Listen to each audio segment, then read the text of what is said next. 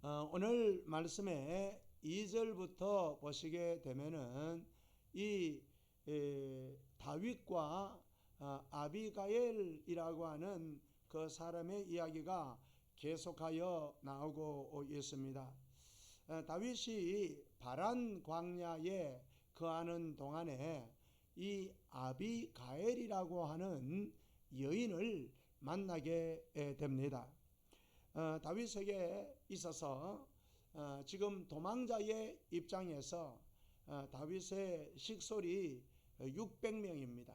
그러니까 도망을 다니면서 이 600명의 식솔들에게 음식을 먹이고 하는 것은 그야말로 쉬운 일이 아니라라고 하는 말입니다. 그래서 다윗은 도피 지역의 목축업자들을 다윗이 보호해 주면서 그들의 도움을 받으면서 다윗이 그리고 다윗의 그 무리가 살아가고 있었습니다. 다윗의 군대는 힘이 있었지만은 다른 어떤 목축업자들을 약탈하지 않았습니다. 다윗의 군대는 오히려 다른 모든 목축업자들을 보호해 주는 담이 되어주고 울타리가 되어 주었다라고 하는 말입니다. 그런데 이런 과정에서 다윗과 이 나발과의 충돌이 일어나는 것을 보게 됩니다. 물론 그 충돌의 원인은 나발이라고 하는 사람의 완고한 태도 때문이었습니다. 나발은 어떤 사람이었는가 하면 바란 광야에서 아주 대단히 목축업을 하고 있던 그런 사람이었습니다. 2절에 보시게 되면 심이 부하여 양이 3,000마리요 염소가 1,000마리이므로 이렇게 말했습니다. 그러니까 많은 양떼와 많은 염소떼를 가지고 이 목축하는 사람이 바로 나발이라고 하는 그러한 사람입니다. 다윗 덕분에 이 나발은 자기가 목축하는데 다른 어떤 사람으로부터 한 마리의 양도 손실됨이 없이 보호를 받고 있었다라고 하는 것입니다. 그러니까 다윗과 다윗의 군사들이 이 나발이 목축하는 것을 철저하게 울타리가 되어 주어서 보호해 주었다라고 하는 것입니다. 마침 2절 하반절에 보시게 되면 그가 갈멜에서 그의 양털을 깎고 있었다 이렇게 말합니다. 이 양을 치는 사람에게 있어서 양털을 깎는 그 일은요 마치 농사하는 사람들이 추수를 하는 것처럼 아주 큰 잔치였습니다. 그때는 너무 좋은 날이고 너무 기쁜 날이기 때문에 막 지나가는 사람도 오라고 해서 대접하고 음식을 주고 함께 즐기고 함께 잔치하는 바로 그런 날이었다라고 하는 거죠. 그래서 다윗은 나발이 양털을 깎는다라고 하는 그런 말을 듣고 이 자기의 데리고 있는 소년들 식솔들을 가운데 10명을 그에게 보내는 것을 볼 수 있습니다. 4절 함께 읽습니다. 다윗이 나발이 자기 양털을 깎는 다음을 광야에서 들은지라. 5절 다윗이 이에 소년 10명을 보내며 그 소년들에게 이르되 너는 갈멜로 올라가 나발에게 이르러 내 이름으로 그에게 문안하고 그 부하게 사는 자에게 이르기를 너는 평강하라 내 집도 평강하라 내 소유의 모든 것도 평강하라. 그러니까 다윗은 아주 똑똑한 소년 10명을 이 나발에게 보내면서 이 좋은 날에 좀 음식 먹을 것을 좀 달라고 정중하게 요청을 하고 있는 것이죠. 그러니까 이 소년 10명을 보내어서 어떻게 말하라 라고 하는 것도 시킵니다. 내 이름으로 다윗의 이름으로 그에게 문안하라. 그리고 어떻게 문안하는가 하면 너는 평강하라 너의 집도 평강하라 내 소유의 모든 것도 평강하라. 아멘. 얼마나 참 귀한 축복입니까? 우리도 다른 사람을 축복할 때에 그 사람을 축복하고 그리고 또 그 사람의 집을 축복하고 그리고 가지고 있는 모든 소유도 축복해 주어야 합니다. 바로 오늘 6절의 말씀이 다윗의 인사법입니다. 다윗이 소년 10명을 보내어서 이 나발에게, 너는 나발에게 가면 이렇게 인사해라. 너는 평강하라. 내 집도 평강하라. 내 소유의 모든 것도 평강하라. 이렇게 시키면서 음식을 구했다라고 하는 말이죠. 그리고 구체적으로 또 이유를 말합니다. 함께 읽습니다. 내게 양털 깎는 자들이 있다함을 이제 내가 들었노라. 내 목자들이 우리와 함께 있었으나 우리가 그들을 해하지 아니하였고 그들이 갈멜에 있는 동안에 그들의 것을 하나도 잃지 아니하였나니 내 소년들에게 물으면 그들이 내게 말하리라. 그런즉 내 소년들이 내게 은혜를 얻게 하라. 우리가 좋은 날에 왔은즉 내 손에 있는 대로 내 종들과 내 아들 다윗에게 주기를 원하노라 하더라 하라. 이렇게 구체적으로 다윗이 그냥 구원하는 것이 아니라 지금 나발 당신과 나와의 관계는 이런 관계이고 내가 당신에게 이런 혜택과 유익과 은혜를 베풀었다라고 하는 것을 이야기하고 이 좋은 날에 내가 나의 소년들을 보내니 좀 도와달라. 음식 먹을 것을 달라. 이렇게 정중하게 요청을 하는 것을 보게 됩니다. 그런데 나발이 다윗이 보낸 그런 사람들에게 매우 교만하고 무례하게 대했습니다. 그들에게 다윗을 경멸하며 무시하는 말을 함부로 내뱉었습니다. 10절의 말씀을 한번 보시기를 바랍니다. 사무엘상 25장 지금 펴져 있죠. 10절의 말씀을 보시게 되면 다윗은 누구며 이새의 아들은 누구냐? 요즘에 각기 주인에게서 억지로 떠나는 종들이 많도다. 이 나발의 말입니다. 나발이 뭐라고 하는가 하면 다윗이 누군데 도대체? 이새의 아들은 도대체 누군데? 어떤 주인에게 도망쳐 나온 그런 종이냐? 이렇게 말한다라고 하는 것입니다. 여러분, 말을 잘해야 됩니다. 같은 말이라도 다르고 다르고 같은 말이라도 말의 억양과 말의 색깔이 있다라고 하는 것입니다. 사람들은요, 그러한 것들을 알아챈다라고 하는 것입니다. 아무리 감추려고 해도 사람들은요, 알아채어요. 말을 잘해야 돼요. 더군다나 마음과 생각을 잘 관리해야 되는 거고요. 마음과 생각에서 말이 나오기 때문입니다. 입술에 파수꾼을 세우고 입술의 문을 지켜야 됩니다. 우리의 마음은, 우리의 생각은 무너졌다고 할지라도 우리의 입술을요 꼭 지키고 우리의 입에 파수꾼을 딱 두어 가지고요 입을 꾹 다물고요 그리고 생각하고 말하고요. 그렇게 해서 일단 마음은 좀 더러워도, 생각은 좀 더러워도 입술만 그래도 꾹 이렇게 참고 있으면서 내뱉지 않으면 그나마 승리하는 거예요. 그런데 나발은 참 개 나발을 연상하는 그런 이름이기도 합니다만은 그냥 마음에 생각나는 대로 입을 열고 막 이렇게 마음대로 그렇게 이야기하는 거예요. 나발은 다윗을 주인에게서 도망치는 종과 같은 사람으로 여겼다라고 하는 말입니다. 은혜를 베푼 다윗은 내가 나발에게 어떤 은혜를 베풀었는지 알고 있죠. 그런데 그 은혜를 입은 나발은 다윗이 자기에게 어떤 유익과 은혜와 호의를 베풀었는지 전혀 모르고 있다라고 하는 것입니다. 사실 사람이 살면서 그런 경우가 대단히 많습니다. 하나님과의 관계에 있어서도 하나님께 10,000가지 은혜를 받았지만 우리 한 1,000가지쯤 감사할까요?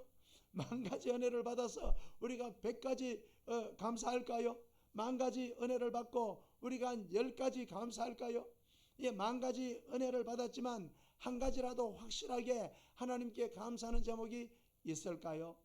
그러니까 우리는 하나님 앞에 우리가 아는 것 모르는 것 의식하든 의식하지 않든 만 가지 은혜를 받지만 하나님께 올려드리는 그러한 감사는 너무 적죠. 그래서 늘 11월 셋째 줄 추수감사절이 되면은 마음속 한켠으로 드는 생각이 뭔가 하면 뭘 감사해야 되지 이거 이렇게 생각하고요. 연말이 되어서 1년이 다 지나가는데 하나님께 뭘 감사해야 되는데 이렇게 생각하고 하나님을 향한 감사의 마음보다도 하나님을 향해서 섭섭한 그런 마음이 몰려든단 말입니다. 뭐야 이거 내가 예수님을 믿고 하나님을 믿고 그래도 예배 드리고 교회 생활하고 그렇게 하는데 하나님께서 왜 올해도 연초부터 기도한 기도의 제목은 왜 안 들어주는데? 이렇게 생각한단 말입니다. 하나님을 향하여 섭섭한 마음, 하나님께서 하나님을 향한 어떤 불만족의 그러한 마음, 야 기도해도 하나님 잘 안 들어줘 안 들어줘 예, 이렇게 생각한다 이 말입니다. 사람을 향해서도 마찬가지입니다. 우리는 지금까지 살아오는 동안 많은 사람의 도움을 받죠. 예, 그 사람이 하나님께서 보내신 사실은 천사입니다. 많은 호의를 받습니다. 그러나 그 사람을 향한 감사는 매우 적다라고 하는 것입니다. 하나님께 감사하지 않는데 사람에게 감사하겠습니까? 감사하지 않거든요. 부모님의 은혜, 스승의 은혜라고 하지 않습니까? 남편의 사랑, 아내의 사랑, 또 가족들의 사랑, 이웃들이 나에게 베풀어 주신 호의, 불특정 모든 알지 못하는 그런 사람들을 통하여 우리가 큰 호의를 입고 우리가 매일매일을 살아가고 있거든요. 그런데 이러한 모든 것들을 우리가 의식하지 않는다라고 하는 말입니다. 우리는 다윗이 베풀어 준 그 은혜를 까맣게 잊어버린 나발과 같은 사람이 되지 말아야 합니다. 우리는 항상 하나님의 은혜를 기억하고 할렐루야. 우리는 가족들의 사랑을 기억하고 이웃들의 호의를 꼭 기억해야 되고요. 그리고 우리가 은혜를 받고 또 은혜를 베풀어주고 호의를 입고 또 호의를 나눠주는 그런 사람으로 살아야 될 줄로 믿습니다. 이 나발의 이러한 말이 다윗에게 직보가 됩니다. 이 소식을 들은 다윗은요, 다윗이 지금 600명의 식소를 거느리고 있는데 200명은 자기의 어떤 이 거처를 지키게 하고 400명의 군사를 이끌고요 나발에게로 향하여 옵니다. 이 부분은 성경에 굉장히 인상 깊은 그러한 장면 중에 하나입니다. 다윗이 그야말로 보부도 당당하게 그야말로 이러한 말을 하는 은혜를 모르는 나발과 나발의 모든 식솔들을 다 진멸하기 위하여 쿵쿵쿵 하면서 군사들을 이끌고 시시각각으로 다가오고 있는 그러한 장면입니다. 나발과 같은 자를 그냥 둘 수 없다, 다 진멸해 버리겠다라고 하는 그러한 마음으로 다윗과 400군사가 이 나발에 있는 곳으로 살기가 등등하여 다가오는 것을 볼 수가 있습니다. 오늘 우리는 이 모습 가운데서 지금까지 우리가 다윗에게서 찾아볼 수 없었던 그런 모습을 보는 것입니다. 왜냐하면 다윗은 그런 사람이 아니거든요. 사무엘상 24장에서도 사울이 자기를 쫓아오고 자기를 죽이려고 하는데 이 다윗은 이 사울을 죽일 수 있는 최고의 찬스 그 가운데서도 사울을 살려준단 말입니다. 하나님의 기름 부음을 받은 자이기 때문에 사울을 해하지 않는 것을 보게 됩니다. 사울의 옷깃을 자른 거 그것마저도 양심의 가책을 받는 것을 볼 수가 있는 것이거든요. 지금까지 다윗의 모습과는 전혀 다릅니다. 사울이 아무리 다윗을 죽이려고 하고 폭군의 모습을 보이고 다윗을 놔놓고 단창을 이렇게 던지고 그렇게 해도 다윗은 그러한 이 원한이나 이러한 감정을 품지 않았습니다. 그런데 지금 다윗은 일생의 가장 큰 오점을 남길 상황에 직면해 있는 것입니다. 다윗이 나발에 대해서 붕괴하고 400명의 군사를 이끌고 무장시켜서 나발을 치려고 공격 명령을 내렸습니다. 나발에게 속한 모든 남자들을 몰살시키려고 하고 있습니다. 왜 이럴까요? 도대체 다윗이. 그 이유가 1절에 나와 있잖아요. 1절에 보시게 되면, 자, 1절 맨 처음에 뭡니까? 시작. 사무엘이 죽음에,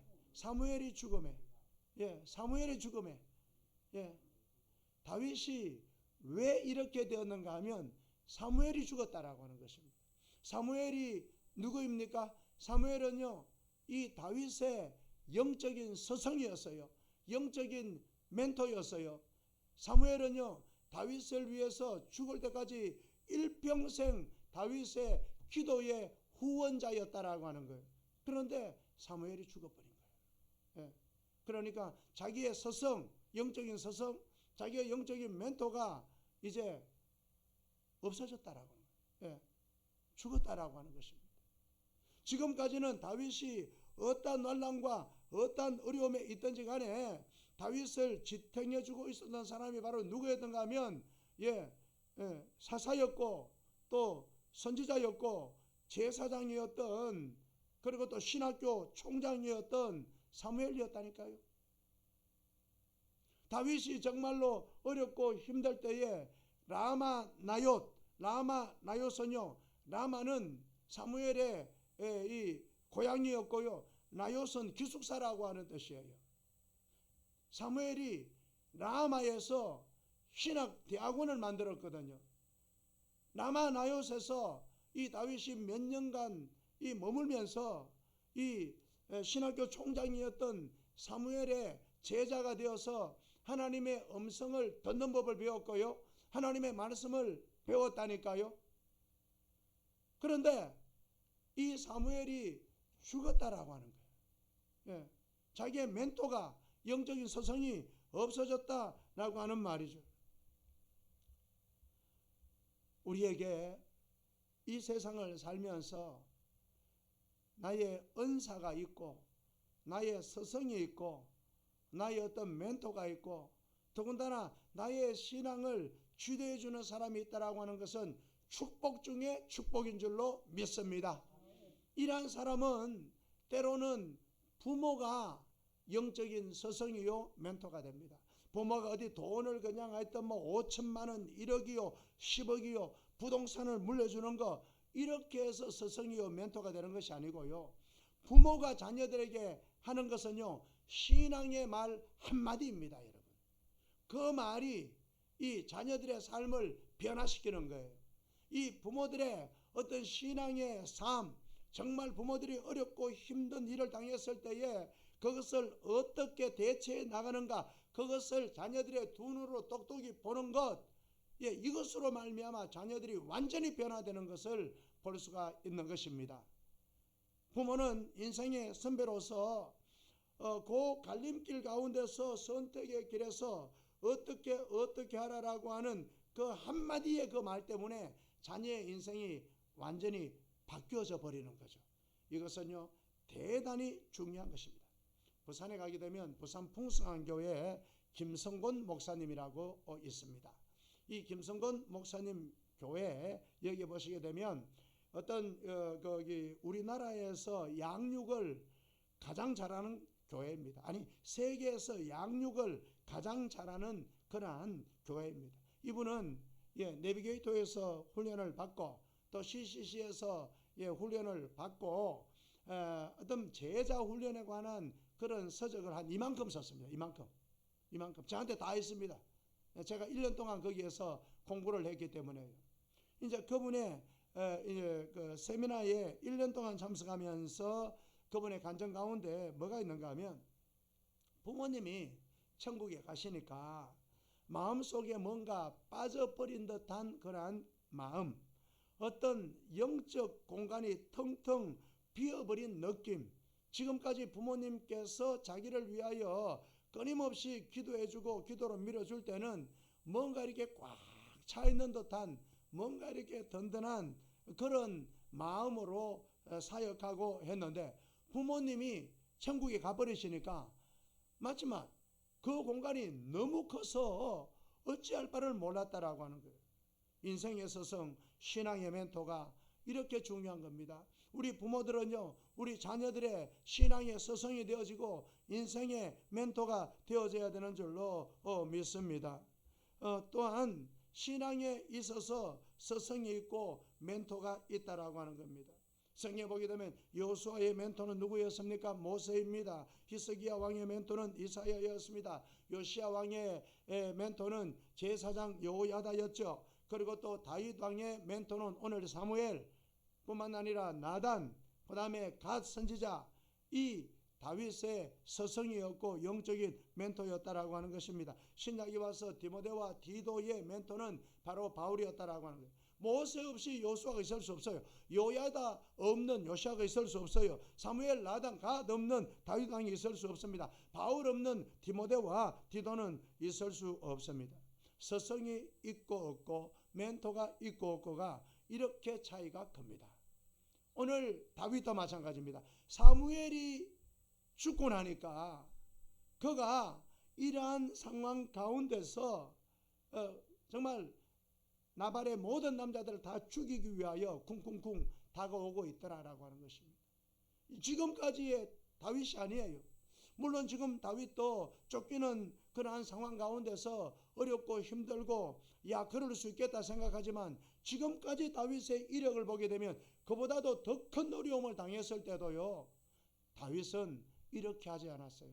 그래서 우리의 삶 가운데 멘토가 있고 없고 스승이 있고 없고 이게 그렇게 중요하다라고 하는 것입니다.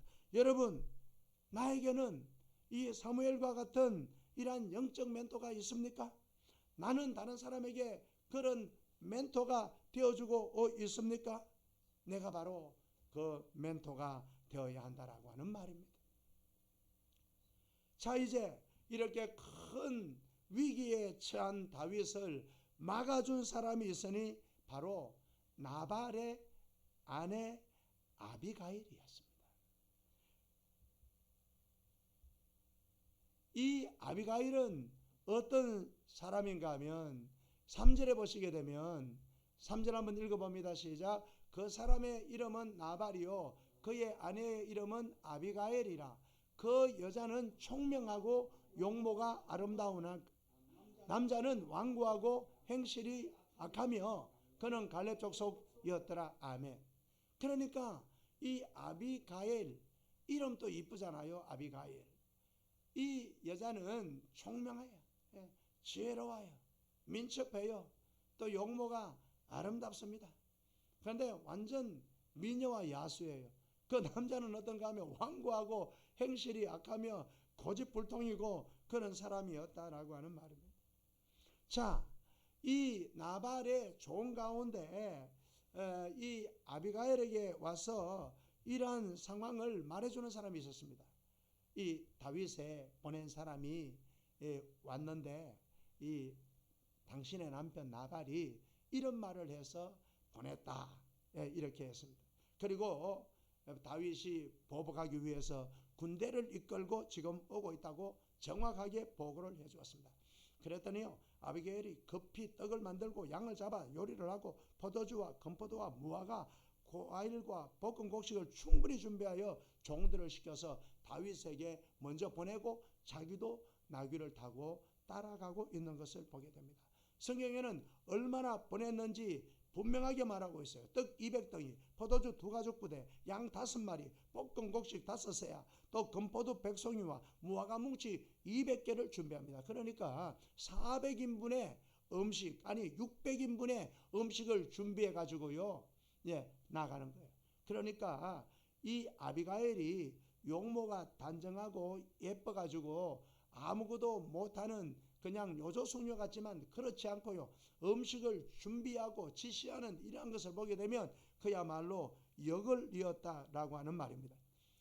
자기가 이 다윗에게로 가는 것을 남편에게 이야기도 안 해요. 남편 나발에게 이야기하게 되면 이 나발의 반응이 어떻겠습니까? 쓸데없는 짓을 한다고 할 것입니다. 왜 우리의 양식을 축내느냐고 할 것입니다. 자기가 죽을 줄도 모르고 말입니다.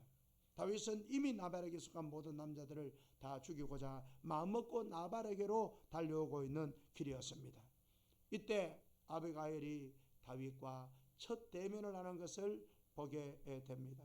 위기를 극복하는 여인의 겸손과 지혜와 용기가 나타납니다. 자, 22절, 23절 한번 보겠습니다. 23절 시작. 아비가일이 다윗을 보고 급히 나귀에서 내려 다윗 앞에 엎드려 그의 얼굴을 땅에 대니라. 아멘. 아비가일은 먼저 다윗 앞에서 나귀에서 내려가지고 얼굴을 땅에 대며 인사를 합니다. 여러분 지금까지 얼굴을 땅에 대고 인사를 해본 적이 있으십니까? 90도 인사라고 하는 말도 있고 또 폴드 인사라고 하는 것도 있지만은 이 아비가일의 인사는 그야말로 얼굴을 땅에다 대고 하는 180도 인사가 아니겠습니까? 다윗 앞에 철저하게 자신을 낮추는 겸손한 자세입니다. 그리고 말합니다. 다윗의 마음을 상하게 한 것은 바로 자신 때문이라고 합니다. 뭐 자신 때문이에요. 불량한 남편 이 나발이 그래서 그렇죠. 그런데 이 남편의 잘못과 의무를 자기가 모두 이렇게 뒤집어 쓰고 저희 남편 나발은 불량한 사람입니다. 전혀 개의치 마소서. 그 이름이 나발인데 과연 그 이름의 뜻대로 미련한 자입니다. 부디 용서해 주십시오. 남편의 잘못을 자신의 잘못으로 고백하고 있는 것을 보게 됩니다. 우리는 기도할 때 어떻게 해야 됩니까? 아비가일이 다윗 앞에 정말 엎드려서 기도하는 것처럼 하나님 앞에 납작 엎드려야 되는 줄로 믿습니다. 예, 땅에 엎드려서 숨 쉴 때마다 이 땅의 티끌이 그냥 콧숨에 의해 가지고 훌훌 이렇게 날릴 정도로 그렇게 돼서 기도해야 된다라고 하는 것입니다. 우리 주님 예수 그리스도께서는 겟세마네 언덕에서 우리 인류를 구원하기 위해서 그렇게 우리를 위하여 기도하셨다라고 하는 말입니다. 아브라함도 이 소돔 땅의 멸망을 막으면서 하나님께 그렇게 말합니다. 엎드려서 나는 티끌과 저와가 싸우나 감히 주께 아뢰나이다. 이렇게 하면서 엎드려 기도한 것을 볼 수가 있다라고 하는 것입니다. 이 아비가일이 다윗을 만나서 한 말을 보게 되면요, 이 긴박한 순간에, 이 급박한 순간에 어찌 이런 지혜로운 말을 할 수 있었을까 생각하게 됩니다. 아비가일은 아마 나귀를 타고 가면서 가서 어떻게 말할까 고민하고 하나님께 지혜를 구하며 또 구했을 것입니다. 정말 아비가일은 슬기롭고 총명한 여인이었습니다. 그러면서 이 아비가일이 이 다윗의 마음을 풀어주는데요, 이렇게 말합니다. 내 주 다윗이 잘못한 것이 하나도 없었습니다. 사울과 그의 군사들이 내 주 다윗의 생명을 노리지만 당신의 생명은 생명사계에 쌓여 있어서 어느 누구도 해할 수 없습니다. 이 말이 다윗을 너무 감동시키는 거예요. 다윗이 지금 이 사울에게 쫓겨서 먼 바란 광야까지 쫓겨가고 있고 자기 스승 영적 멘토 사무엘이 죽었지만은 장례식에도 참여하지 못하는 그런 상황에 있는데 이 이름도 몰랐던 이 아비가일이라고 하는 이 여인이 자기한테 와서 당신의 생명은 생명사계로 쌓여져 있으니 사울과 사울의 군사가 아무리 추적을 해도 당신은 그 생명을 보존할 수 있고 그 누구도 당신의 생명을 빼앗을 수 없다, 이렇게 말하고 있는 거죠. 그리고 말합니다. 마침내 내 주 다윗이 이스라엘의 지도자 통일왕국의 왕이 되실 텐데 그때 이 나발과 이 나발의 모든 남자를 죽여서 무지한 피를 흘렸다, 피해 보복을 했다라고 하는 말을 들을 필요가 무엇이 있느냐라고 하는 것입니다. 이 아비가일의 이 말이 앞뒤가 딱딱 맞아 떨어지는 거잖아요. 하나님께서 다윗을 지켜주신다. 하나님께서 다윗 당신을 앞으로 왕으로 세울 것이다. 그런데 뭐 이렇게 이 불량한 사람, 이 미련한 이 나발, 이 식솔들을 죽여가지고 그 영화로운 그 이름에 먹칠을 할 것이 뭐가 있냐라고 하는 거죠. 아비가일의 이러한 말 가운데 상당한 교양과 식견, 분별력 있는 여인임을 알 수가 있습니다. 이런 아비가일의 태도와 아비가일의 말에 이 다윗의 마음이 눈 녹듯 녹아져 내려버리는 것을 볼 수가 있습니다. 그래서요, 다윗은 아비가일의 이러한 간청을 들어줍니다. 중요한 말씀이 32절에서 35절입니다. 사무엘상 25장 펴 있잖아요. 32장에서 35절 우리 함께 읽어봅니다. 시작. 다윗이 아비가일에게 이르되 오늘 너를 보내어 나를 영접하게 하신 이스라엘의 하나님 여호와를 찬송할지로다. 또 내 지혜를 칭찬할지며 또 내게 복이 있을지로다. 오늘 내가 피를 흘릴 것과 친히 복수하는 것을 내가 막았느니라. 나를 막아 너를 내하지 않게 하신 이스라엘의 하나님 여호와의 살아계심을 두고 맹세하노니 내가 급히 와서 나를 영접하지 아니하였더라면 밝는 아침에는 과연 나발에게 한 남자도 남겨두지 아니하였으리라 하니라. 다윗이 그가 가져온 것을 그의 손에서 받고 그에게 이르되 내 집으로 평안히 올라가라. 내가 내 말을 듣고 내 청을 허락하노라. 할렐루야.